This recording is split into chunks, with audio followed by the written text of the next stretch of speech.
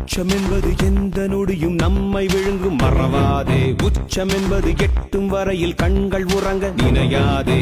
அறிவெனும் ஆயுதம் நமது காக்குமே, போரை ஏற்போமே. தடைகளை மீறினால் அரியணை ஏறலாம், ஒரு கை பார்ப்போமே. ஜட ஜட ஜட ஜட ஜட ஜட ஜட ஜட ஜட